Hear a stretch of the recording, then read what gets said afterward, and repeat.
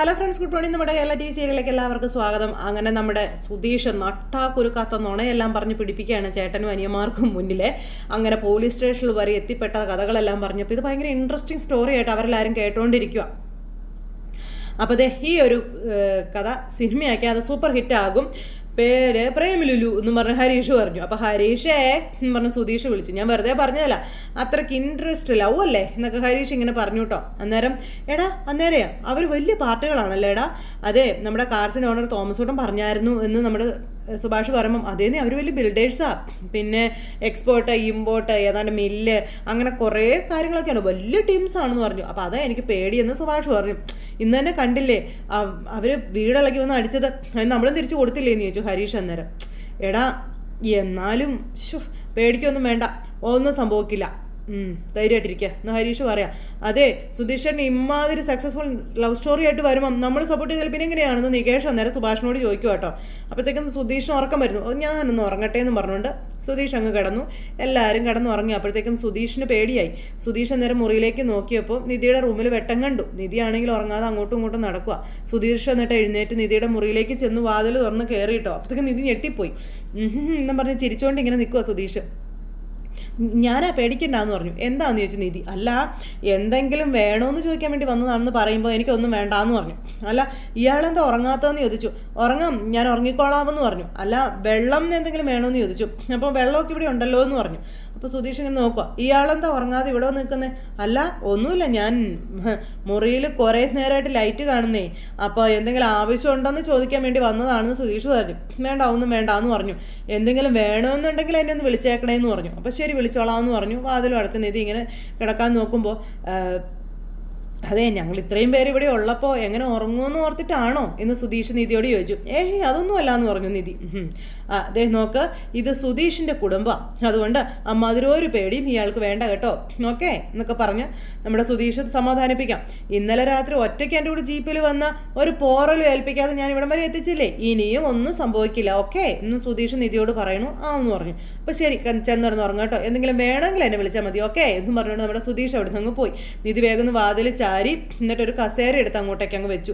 എന്നിട്ട് ആ പൂവൊക്കെ എടുത്ത് വലിച്ചെറിഞ്ഞിട്ട് ആ പൂ ഇരുന്ന മേശ അതിനെ മേളിൽ കയറ്റി വെച്ചു. ഇങ്ങനെ ശരിക്കും അത് അടച്ചു വെച്ചിട്ട് സ്വസ്ഥമായിട്ട് അങ്ങനെ ഇരിക്കുക. എന്നിട്ട് കുറേ നേരം ഇരുന്ന് കരഞ്ഞു, അച്ഛൻ പറഞ്ഞ കാര്യങ്ങൾ ആലോചിച്ച്. അപ്പോൾ ഞാൻ ഇറങ്ങിപ്പോകുന്ന അബദ്ധമായല്ലോ എന്ന് ഓർത്താൽ നീ അലറി വിളിക്കുന്ന ഒരു ദിവസം വരുന്നു. അന്ന് അച്ഛൻ ശപിച്ചു പറഞ്ഞ വാക്കുകൾ ഇന്ന് നമ്മുടെ നിധി ഓർക്കുക കേട്ടോ. ഇതേ സമയത്ത് നിധിയുടെ അച്ഛൻ അവിടെ മരണത്തോട് മല്ലടിച്ച് ഹോസ്പിറ്റലിൽ കിടക്കുവാണ്. അദ്ദേഹത്തിൻ്റെ കാര്യങ്ങൾ ഒന്നും ഒരു തീരുമാനമായിട്ടില്ല. ബാക്കിയുള്ളവരെല്ലാവരും പുറത്തിരുന്ന് കരച്ചിലും ബഹളവും ഒക്കെ ആയിട്ട് അങ്ങനെ ഇരിക്കുക. അപ്പോഴേക്കും നേഴ്സ് ഇറങ്ങി വന്നിട്ട് ഈ തരുന്ന മരുന്നുകളൊക്കെ വാങ്ങിക്കണം എന്നും പറഞ്ഞു വന്നു. അപ്പോഴത്തേക്കും സിസ്റ്റർ അകത്തേക്ക് കയറി പോകാൻ നോക്കി. ഓടി ചെന്നു. അവർ എങ്ങനെയുണ്ട് ഇപ്പോൾ എന്ന് ചോദിച്ചു. അപ്പോൾ ഡോക്ടർ നോക്കുന്നുണ്ട്, പറയും കേട്ടോ എന്ന് പറഞ്ഞ് നേഴ്സ് പോവുക. അപ്പോൾ എൻ്റെ ദൈവമേ, എൻ്റെ സാന്ദ്ര, എനിക്ക് പേടിയാവുന്നൊക്കെ പറഞ്ഞ് കരയുമ്പോൾ അമ്മ പേടിക്കല്ലേ, കുഴപ്പമൊന്നുമില്ല എന്ന് പറഞ്ഞു. എൻ്റെ രാജീവേട്ടൻ എന്തെങ്കിലും സംഭവിച്ച പിന്നെ ഞാൻ ജീവിച്ചിരിക്കില്ല ഉറപ്പാന്നൊക്കെ പറഞ്ഞ് കരയാം. അമ്മ നമ്മൾ ആശുപത്രിയിൽ എത്തിയില്ലേ അമ്മ, അമ്മ ഇങ്ങനെ കരയല്ല അമ്മ, ഞാൻ അപ്പോഴേ പറഞ്ഞതല്ലേ ഒറ്റയ്ക്കുള്ള ഇരിപ്പ് കണ്ടിട്ട് എനിക്ക് പേടിയാവുന്നൊന്നും ആരും കേട്ടില്ലല്ലോ എന്നൊക്കെ പറഞ്ഞു. അമ്മ അങ്ങനെയൊന്നും സംഭവിക്കില്ല, അമ്മ ധൈര്യമായിട്ടിരിക്കാൻ പറഞ്ഞ സാന്ദ്ര അമ്മയെ സമാധാനിപ്പിച്ചുകൊണ്ടിരിക്കുക. ഇതെല്ലാം കഴിഞ്ഞ് പിറ്റേ ദിവസം രാവിലെ ആയി കഴിഞ്ഞപ്പോഴത്തേക്കും ദേ വരുന്നു നമ്മുടെ ഭാസ്കരൻ കവലയിലേക്ക്. അപ്പോൾ ചേട്ടൻ അവിടെ ഇരിപ്പുണ്ട്. അപ്പോൾ ഭാസ്കരേട്ടാ പറഞ്ഞതുപോലെ മകൻ പെണ്ണിനെ കൊണ്ടിങ്ങ് വന്നല്ലേ എന്ന് കടക്കാർ ഭാസ്കരനോട് ചോദിക്കാം. ഭാസ്കരൻ പിന്നെ ചുമ്മാ പറയുടെ രാഘവാന്ന് ചോദിച്ചു. അപ്പോഴത്തേക്കും ചേട്ടൻ അവിടെ നിന്ന് എഴുന്നേറ്റ് പോകാൻ നോക്കുക. അപ്പോഴത്തേക്കും ഭാസ്കരൻ പിടിച്ചവിടെ ഇരുത്തി, എവിടെ പോകണം അവിടെ ഇരിക്കാൻ പറഞ്ഞു. എന്നിട്ട് കൈയൊക്കെ വിടിയിപ്പിക്കാനൊക്കെ നോക്കുക ചേട്ടൻ അനിയൻ്റെ. അപ്പോൾ ഇടിക്കു കൂടെ പുറപ്പേ എന്നും പറഞ്ഞുകൊണ്ട് ഇങ്ങനെ പറയുമ്പോൾ താൻ കണ്ടില്ലേടോ എൻ്റെ മോൻ എങ്ങനെയുള്ള പെണ്ണിനെ കല്യാണം കഴിച്ചുകൊണ്ട് വന്നാൽ താൻ കണ്ടില്ലേ എന്നൊക്കെ ചോദിച്ചു. ഭാസ്കരൻ അവിടെ കിടന്ന് പറയുന്നു. കണ്ണുകടി സഹിക്കാൻ മേലെ അത് ഓടിപ്പോകാൻ നോക്കുകയെന്ന് ചോദിച്ചു. അന്നേരം പിന്നെ കണ്ണുകടി, നിൻ്റെ മോനൊരു പെണ്ണ് കിട്ടിയത് എനിക്കല്ലേ കണ്ണുകടി, ഒന്ന് പോടാപ്പാ എന്നും പറഞ്ഞ ചേട്ടൻ. എന്നാൽ പിന്നെ ഇരിക്കു കൂടെ പുറപ്പേ എന്ന് ഭാസ്കരൻ. ഇരിക്കുമെന്നും പറഞ്ഞ് പിടിച്ച് അയാളെ അവിടെ അങ്ങിരുത്തി. അയാൾ അവിടെ അങ്ങിരുന്നു. അപ്പോൾ എല്ലാവരും ഇങ്ങനെ ആകാംക്ഷയോടുകൂടി ഇങ്ങനെ നോക്കി ഇവർ തമ്മിലുള്ള പ്രശ്നം എന്താണെന്ന് അറിയാൻ. പെണ്ണേതോ വലിയ വീട്ടിലാണെന്ന് തോന്നുന്നല്ലേ ഭാസ്കരേട്ടാന്ന് ചോദിക്കുമ്പം അത് പിന്നെ ആ കുട്ടിയെ കണ്ട് അറിയില്ല, വെറുതെയാണോ ആ കുട്ടിയുടെ വീട്ടുകാർ ഇന്നലെ വന്ന് അടി ഉണ്ടാക്കിയതെന്നൊക്കെ ആൾക്കാർ പറയാം. അടിയുണ്ടാക്കാൻ വന്നു, അടിയും കൊണ്ട് അവർ ഓടി, അതും കൂടെ നിങ്ങൾ പറയാനൊക്കെ. എന്നിട്ട് ഭാസ്കരൻ പറയാം, എത്ര വലിയ വീട്ടിലാണെങ്കിൽ എന്താ, എൻ്റെ വീട്ടിലെ മരുമകളായി വന്നു എന്നുള്ളൊരു ഒറ്റ വാശിയായിരുന്നില്ലേ, അപ്പോൾ ഒളിച്ചോടി പോരുമായിരുന്നോ എന്നൊക്കെ ഇങ്ങനെ ചോദിച്ചു കൂട്ടോ ഭാസ്കരേട്ടനോട് ഈ ആ കടക്കാരൻ. അപ്പോഴത്തേക്കും ഇവനെപ്പറ്റി അന്വേഷിച്ചപ്പോഴേ അവർ സന്തോഷത്തോടെ കെട്ടിച്ചു കൊടുത്തെന്നും പറഞ്ഞുകൊണ്ട് ചേട്ടൻ കളിയാക്കുന്നത്. അപ്പോൾ കടത്തിക്കൊണ്ട് പോകുന്നതാ രാജാ. അപ്പം തൻ്റെ കണ്ണെന്താടോ അടുപ്പത്ത് വെച്ചിട്ടാണോ താൻ അവിടെ വന്ന് നിന്നത് എന്ന് ഭാസ്കരൻ ചോദിക്കുക. എൻ്റെ മോൻ്റെ കൂടെ അവൾ വണ്ടിയിൽ വന്ന് ഇറങ്ങുന്നത് താനും കണ്ടതല്ലേടോ എന്ന് ചോദിച്ചു. അത് കണ്ടാൽ തോന്നുവോടോ കടത്തിക്കൊണ്ട് വന്നതാണെന്ന്. അപ്പം അസൂയ കൊണ്ട് അന്ധനാകരുത് കൂടപ്പറപ്പേ, അന്ധനാവരുത് എന്നൊക്കെ പറഞ്ഞു. അസൂയ എനിക്ക്, അതും നിന്നോട്, ഒന്ന് പാടാ എന്നും പറഞ്ഞുകൊണ്ട് ഇങ്ങനെ ഏട്ടൻ അനിയനോട് പറയുന്നു. പെണ്ണിൻ്റെ വീട്ടുകാർ അത്ര വലിയ ആൾക്കാരാണോ എന്നൊക്കെ കടക്കാർ ചോദിക്കുമ്പോൾ കോടീശ്വരി ആടോ, കോടീശ്വരി. അവളുടെ വീട്ടുകാർ ഒന്ന് അടി ഉണ്ടാക്കിയപ്പോൾ അവൾ എന്താ പറഞ്ഞതെന്നറിയാമോ? കടക്ക് പുറത്ത് നിന്ന് ജീവിക്കുകയാണെങ്കിൽ ഞാനിനി ഈ വീട്ടിലേ ജീവിക്കുള്ളൂ എന്ന്. അതാണ് റിയൽ ലവ് എന്നൊക്കെ പറഞ്ഞുകൊണ്ട് ഇങ്ങനെ പറഞ്ഞുകൊണ്ടിരിക്കുക. അച്ഛനാണെ നാട്ടിൽ കൂടെ നടന്ന് മുഴുവൻ വെല്ലുവിളിച്ചുകൊണ്ടിരിക്കുക കേട്ടോ. എൻ്റെ മോൻ നല്ലൊരാണാടാ, അതുകൊണ്ടാടാ, നാട്ടിലുള്ളവനായതുകൊണ്ടാടാ എൻ്റെ മോൻ ഒരു പെണ്ണിനെയും കൊണ്ട് വന്നതെന്നൊക്കെ പറഞ്ഞ് ഭാസ്കരേട്ടൻ ഇങ്ങനെ നാട്ടിലെല്ലാവരുടെയും മുന്നിൽ വലിയ ഇതായിട്ട് സംസാരിച്ച് ഇങ്ങനെ പോവാ. എന്നാലും അവൻ ആ പെണ്ണിനെ കൊണ്ട് ഇങ്ങോട്ട് വന്നല്ലോ, തോലിക്കെട്ടി സമ്മതിക്കണം. രാവിലെ എഴുന്നേറ്റ് ആ വീട് കാണുമ്പോഴേ കോടീശ്വരി കാറും പിടിച്ച് തിരിച്ചു പായുന്നത് കാണാം. അല്ലെങ്കിലേ നീയൊക്കെ എന്നെ ഇങ്ങനെ വിളിച്ചോളാൻ പറഞ്ഞ് ഞൊട്ടി കാണിക്കുക. അന്നേരം പറഞ്ഞ് ഭാസ്കരേട്ടൻ അയാളെ വിളിക്കുക കേട്ടോ. വാ എന്ന് പറഞ്ഞിങ്ങനെ വിളിക്കുന്നത് ഇയാളെ അവിടെ ഇട്ടിങ്ങനെ ചമ്മിക്കൊണ്ടിരിക്കുക. അപ്പോൾ ആ ഒരു സമയത്ത് പിന്നെ കാണിക്കുന്നതെന്ന് പറഞ്ഞിട്ടുണ്ടെങ്കിൽ അവിടെ വീട്ടിൽ ബാത്റൂമിൻ്റെ ചോട്ടിൽ സുഭാഷ് കാത്തു നിൽക്കുക. അപ്പോൾ നികേഷ് അങ്ങോട്ടേക്ക് വന്നു. മാറ് സുഭാഷ് ഏട്ടാന്ന് പറഞ്ഞു. ഇപ്പം നീ പോകണ്ടെന്നും പറഞ്ഞ് സുഭാഷ് പിടിച്ച് നിർത്തിയിരിക്കുക. അന്നേരം അങ്ങനെ ഒന്നും പിടിച്ചു നിർത്താനൊന്നും പറ്റുന്ന കാര്യമൊന്നുമല്ല, ഒന്ന് മാറാൻ പറഞ്ഞു. ഇതെന്താ നിങ്ങൾ ഇങ്ങനെ ചെയ്യുന്നു ചോദിച്ചു. അപ്പോൾ അതിന് ഞാനൊന്നും ചെയ്തില്ലല്ലോ എന്ന് പറഞ്ഞു സുഭാഷ്. പിന്നെ അത് നിങ്ങൾക്ക് പറഞ്ഞാൽ മനസ്സിലാവാത്തതെന്ന് ചോദിച്ചു. എന്താണ് പ്രശ്നം എന്ന് ചോദിച്ചു. സുധീഷ് വന്നു. അന്നേരം സുധീഷേൻ്റെ ഒരു കല്യാണം കഴിച്ചെന്ന് പറഞ്ഞു. സുഭാഷിൻ്റെ പുതിയ പരിഷ്കാരങ്ങൾ, ഉയ്യോ നോക്ക് സുധീഷ് എൻ്റെ ബാത്റൂമിലേക്ക് പോലും വിടുന്നില്ല എന്ന് പറഞ്ഞു. അപ്പോൾ എന്താ സുഭാഷ് ഏട്ടാ ഇതെന്ന് ചോദിച്ചപ്പം, എടാ ആ കുട്ടി ഇതുവരെ എഴുന്നേറ്റ് വന്നിട്ടില്ല, ആ കുട്ടി ആദ്യം പോയിട്ട് വരട്ടെ എന്ന് പറഞ്ഞു. ഇതെന്തൊരു അന്യായമാണെന്ന് നോക്കിയെന്നൊക്കെ പറഞ്ഞുകൊണ്ട് നികേഷ് നിൽക്കുക. എടാ നീ പോയത് കൊളാക്കും, അതുകൊണ്ടാണ് ഇപ്പം ബാത്റൂം വൃത്തിയായിട്ടിരിക്കുകയാണെന്ന് പറഞ്ഞു. ചേട്ടാ അവൾ ഇനിയും എഴുന്നേറ്റിട്ടില്ലല്ലോ. അപ്പോൾ അങ്ങനെയാ തോന്നുന്നതെന്ന് സുഭാഷ് പറഞ്ഞു. അല്ല, എന്നോടും അവളോടും ചേട്ടനുള്ള സ്നേഹമൊക്കെ എനിക്ക് മനസ്സിലായി, അത് കാരണം ഒരാളോട് ബാത്റൂമിൽ പോകണ്ടെന്നൊക്കെ പറഞ്ഞ് ഇത്തിരി കഷ്ടമാട്ടോ എന്ന് സുധീഷ് പറഞ്ഞു. അങ്ങനെ പറഞ്ഞു കൊടുക്കുക ചേട്ടാന്ന് പറഞ്ഞ് നികേഷ് നിൽക്കുക. ടയേർഡ് ആയതുകൊണ്ട് അവൾ നല്ല ഉറക്കത്തിലാണ്, എഴുന്നേറ്റ് വരാൻ കുറച്ച് സമയമാകും. അപ്പോൾ അതുവരെ ഇവൻ്റെ മാർഗത്തിൽ തടസ്സം നിൽക്കാൻ പറ്റുമോ എന്ന് ചോദിച്ചു. അത് തന്നെ. എന്താ സുഭാഷ് ചേട്ടാ ഇതാ ഇങ്ങനെയൊക്കെ പാവത്തിനോട് പെരുമാറാൻ പാടുണ്ടോ? ഉണ്ടോ? അപ്പോഴത്തേക്കും നമ്മുടെ സുധീഷ് ഓടിച്ചെന്ന് ബാത്റൂമിൽ കയറി. എന്നിട്ട് സുധീഷ് ബാത്റൂമിൽ കയറിയപ്പോഴത്തേക്കും ഇവിടെ പോക്കൃത്തരം കാണിക്കുന്നത് വാതിൽ ഓർക്കാൻ പറഞ്ഞു. അപ്പോൾ ഈ കാണിച്ച് അതിനേക്കാൾ വലിയ വൃത്തികേടാന്ന് പറഞ്ഞ് നികേഷ് നിൽക്കുക. അങ്ങനത്തെ 3 പേരും കൂടി അവിടെ വന്ന് സുഭാഷിനെ ചീത്ത പറഞ്ഞുകൊണ്ടിരിക്കുക. അപ്പോഴത്തേക്കും നമ്മുടെ നിധി പതുക്കെ എഴുന്നേറ്റ നിധി വാതിൽ ആരെങ്കിലും തുറന്നിട്ടുണ്ടോ എന്ന് നോക്കുക. അപ്പോൾ ആരും തുറന്നിട്ടില്ല. രാവിലെ തന്നെ ഇറങ്ങണം, ഏതെങ്കിലും കൊള്ളാവുന്ന ഹോസ്റ്റലിലോ എന്തെങ്കിലും കണ്ടുപിടിക്കണമെന്നൊക്കെ നിധി പറയുക. എൻ്റെ ദൈവമേ ഈശ്വരാ, അതിനെനിക്ക് പറ്റണേ. എന്നെങ്കിലും ഒരിക്കലും ഞാൻ എൻ്റെ വീട്ടുകാരെ ചതിക്കായിരുന്നില്ല എന്ന് അവർ തിരിച്ചറിയണേ എന്ന് നിധി ഇങ്ങനെ അവിടെ ഇരുന്ന് പ്രാർത്ഥിക്കാം. എന്നിട്ട് സാരി എടുത്ത് നമ്മുടെ നിധി പുറത്തേക്ക് ഇറങ്ങി ഓരോരുത്തരായിട്ട് ബാത്റൂമിൽ പോയിക്കൊണ്ടിരിക്കുക കേട്ടോ. അപ്പോൾ സുധീഷ് ബാത്റൂമിൽ പോയിട്ട് വന്നപ്പോഴത്തേക്കും ഇവിടെ ഹരീഷും സുഭാഷും കൂടെ സുധീഷിനെ വഴക്ക് പറയണം. നീ ആൾ കൊള്ളാലോടാ, നീ വലിയ തത്വമൊക്കെ പറഞ്ഞു നിന്നിട്ട് നൈസായിട്ട് പോയി നിന്റെ കാര്യം നടത്തിയിട്ട് വന്നല്ലേടാ എന്നൊക്കെ ചോദിച്ചാൽ. അന്നേരം ആ കാണിച്ചതിൻ്റെ മിടുക്കുന്ന തന്നെ പറയണം കേട്ടോടാ എന്നൊക്കെ പറഞ്ഞു.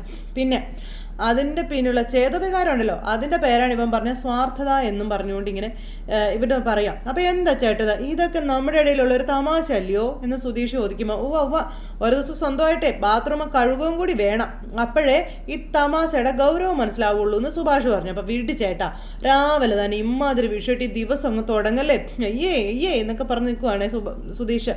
അവൾക്ക് എന്താടാ കുടിക്കാൻ കൊടുക്കണ്ടേ, ചായയോ കാപ്പി എന്നാ വേണ്ടതെന്ന് ചോദിച്ചു. അന്നേരം ചായ ഉണ്ടാക്കാൻ പോകണമെന്ന് ചോദിച്ചു. എന്തേ എന്ന് ഹരീഷ് ചോദിച്ചു. ഇങ്ങനെ ഉണ്ടാക്കാൻ വല്ല പരിപാടി ഉണ്ടോ എന്ന് ചോദിച്ചു ഹരീഷ് നമ്മുടെ സുധീഷിനോട്. അപ്പോൾ ഇത്തിരി നന്നായിട്ടുണ്ടാക്കണേ സുഭാഷ് ഏട്ടാന്ന് സുധീഷ് പറയുമ്പോൾ, അതെന്താടാ ഇത്രയും കാലം നീ ഉണ്ടാക്കി കുടിച്ചൊന്നും നല്ല ചായ അല്ലായിരുന്നു എന്ന് ചോദിച്ചു. അതല്ല, ഈ പാചകമൊക്കെ ആണെങ്കിലും ചായയിൽ ചേട്ടൻ അത്ര പോരാ എന്ന് പറഞ്ഞുകൊണ്ട് ഇങ്ങനെ സുധീഷ്. അവൾ നല്ല ചായയും കാപ്പിയൊക്കെ കുടിച്ച് ശീലമുള്ള കൂട്ടിയാണ്. എന്നാൽ പിന്നെ സുഭാഷ് ഏട്ടനെ കൊണ്ട് ചെയ്യിപ്പിക്കണ്ട, ഇയാൾ തന്നെത്താനങ്ങ് ചെയ്തോളാൻ ഹരീഷ് പറഞ്ഞു. അന്നേരം സുധീഷിന് അത് ഇഷ്ടപ്പെട്ടില്ല.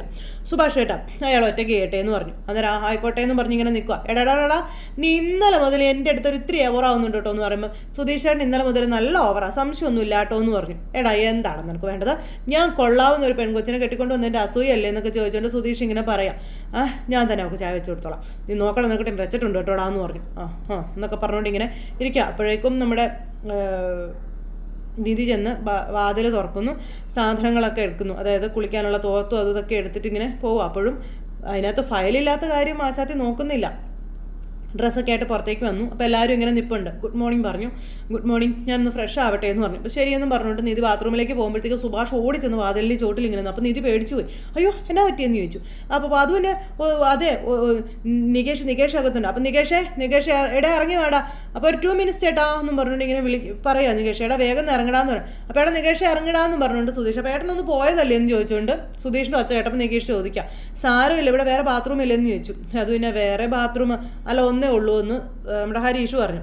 നികേഷേ എടാ, അപ്പോൾ സാരമില്ല ഞാൻ വെയിറ്റ് ചെയ്തോളാം എന്ന് പറഞ്ഞു നമ്മുടെ നിധി. അപ്പോൾ എന്തേട്ടാന്ന് ചോദിച്ചുകൊണ്ട് കുളിച്ച പടി ഇങ്ങനെ നമ്മുടെ നികേഷ് ഇറങ്ങി വരുക.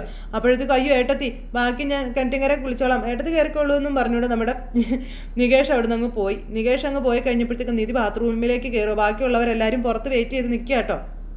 അപ്പോൾ എല്ലാവരും അങ്ങ് പോയി കഴിയുമ്പോൾ നീ ഇങ്ങ് വന്നേടാന്ന് പറഞ്ഞുകൊണ്ട് സുധീഷിനെയും വിളിച്ചു. സുധീഷ് എന്നേരത്തേക്കും പേടിച്ച് ഇങ്ങനെ അവിടെ തന്നെ നിൽക്കുക. അപ്പോൾ ഇവിടെ സുധീഷ് ഇങ്ങ് വന്നേടാന്ന് പറഞ്ഞുകൊണ്ട് സുധീഷിനെ വിളിച്ചുകൊണ്ട് പോയി.